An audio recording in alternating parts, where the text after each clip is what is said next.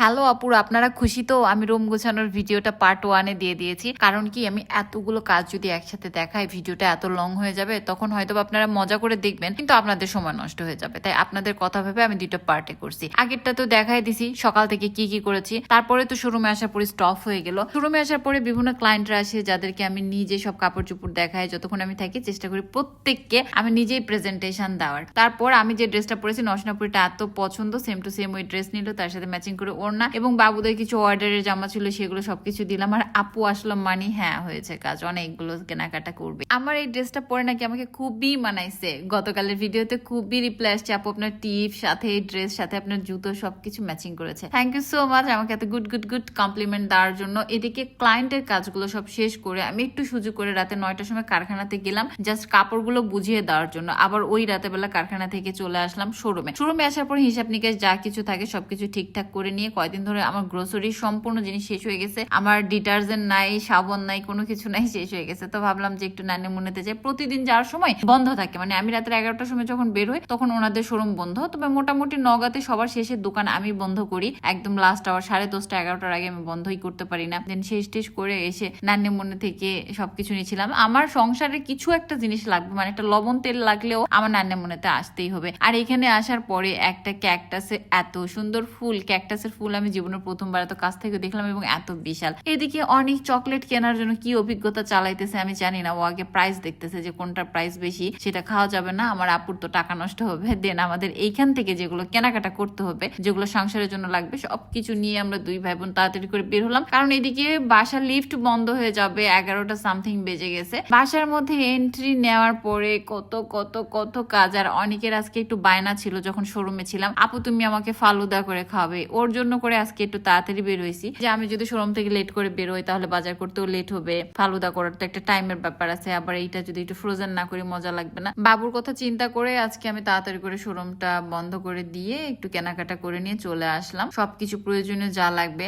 আমার এই ভিডিওগুলো নাকি আপনাদের এত পছন্দ যে বাসায় জিনিসপত্র নিয়ে আসা, সেগুলো প্যাকেজ করা, সুন্দর সুন্দর করে রাখা, বাসায় ঢুকে প্রত্যেকটা জিনিসের জায়গায় রাখা, রুম গোছানো, কিভাবে নাকি কাজ করতে হয় সেটাও শিখতে হবে। আল্লাহ আপনারা আমাকে লজ্জা দেন, আমি এরকমই গোছালো ভাই আগের থেকে। আমার হাত ধরেন ভেঙে গেছে, আমার হাত ভাঙা ওখানে থাকে, এই জিনিসটা এরকম করে হইতেই হবে, মানে আমার প্রত্যেকটা জিনিস পার্টে পার্টে করতে হয়। দেন বাসা থেকে এইগুলো সব জিনিসগুলো সুন্দর করে গুছায় টুছায় নিলাম। কাজ কি আর ফুরাই। এদিকে ফালুদার জন্য দুধ দিয়ে দিছি, তারপরে ফালুদা রেডি করতেছি। তবে সত্যি কথা বলি খুব বেশি টেস্ট হয়নি, তার কারণটা হলো এটা একটা মিক্সড প্যাকেজ ছিল, ওটাতে ভ্যানিলা এসেন্স এত পরিমাণের ছিল যে ওটার গন্ধটা খুবই বাজে বাজে আমার লাগছে, আর আমি ওই গন্ধটা নিতে পারি না। এদিকে অনেক আইসক্রিমের চয়েসটাও ভুল করছে, একটা শাহি ফ্লেভার নিছে আর একটা মালাই নিছে, যার কারণে ওইগুলো একটু আতর আতর ফ্লেভারে হয়ে গেছে, মানে ফ্লেভার এত বেশি হয়ে গেছে আমি খেতে পারছি না। তবে অনেক খুব গ্যাপ গুপ করে খেয়ে নিছে। এদিকে বাসায় এসে দেখি ফ্রুটস নাই, কোন রকমের কলার খেজুর দিয়ে এই ডেজার্টটা তৈরি করছি, যদি ওটার সাথে আপেল বা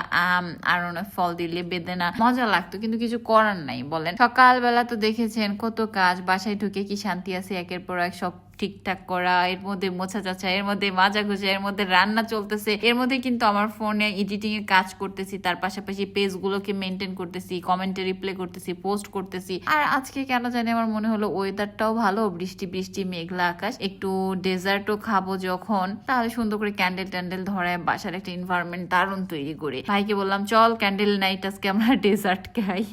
মানুষ ক্যান্ডেল নাইট ডিনার করে, আমরা ক্যান্ডেল নাইট ডেজার্ট করবো। আরেকটা জিনিস আমার ভুল হয়েছিল, সেটা হলো জেলেটিনটা তৈরি করার সময় পানিটা একটু বেশি পড়ে গেছিল। আই এম সরি গাইস, তোমরা আমার দেখে ভুল কইরো না। আচ্ছা যাই হোক, যেটাই হোক মজা ছিল, কিন্তু ফ্লেভারটা একটু বেশি ছিল। ডেজার্ট রেডি হইতে হইতে বেজে গেল 1:30। এর মাঝে আমি গোসল টোসল শেষ করলাম, সম্পূর্ণ কিছু একদম পরিষ্কার পরিচ্ছন্ন করে নিয়ে টেবিলে সব সুন্দর করে ডেকোর করতেই বেজে গেল প্রায় 2টা। আমি আর ভাই আড্ডা দিচ্ছিলাম। তবে আলহামদুলিল্লাহ আজকে খুবই ভালো সময় গেছে। সারাটা দিন কাজ করে আসার পরও লেট নাইট কোনো রকম খারাপ লাগছে না। আরো একটা বিষয়, সকাল থেকে ড্রেস এবং এই যে নাইট ড্রেসটা আমি পরে আছি, এই সবগুলা পেয়ে যাবেন আপনারা আমাদের পেজে কিংবা আমাদের শোরুমে। অবশ্যই আমি পেজের লিঙ্কও দিয়ে দিব, পেজ মেনশন করে দিব। এবং সত্যি আলহামদুলিল্লাহ আজকে খুবই ভালো একটা দিন কাটাইছি। আর অনেকের মধ্যে এক চামচ আইসক্রিম চুরি করে খাইছে, সেটা ভিডিও আমি এডিট করার সময় দেখতে পাইছি। ওর ভাগের থেকে 1 চামচ কাটা, ওইটা আমি নিয়ে নিব, কারণ ওই চুরি করে খাইছে মানে 1 চামচ বেশি পাইছে না, কেন বেশি পাবে। আরেকটা কথা জানেন, আজকে দিয়ে টানা 3 রাত আমি কোনো ঘুম নাই। ইডিট, এই কাজকর্ম, ওই কাজকর্ম, নতুন ড্রেস আসছে, এগুলো ডিজাইন বের করা, অনলাইনে সবসময় অ্যাক্টিভ থাকা, সবকিছু মিলে 3 রাত ধরে ঘুমায় নাই। এর মাঝে সারাদিন এরকম কাজকর্ম চলতেছে। দোয়া করেন। হ্যাঁ, আল্লাহ হাফেজ।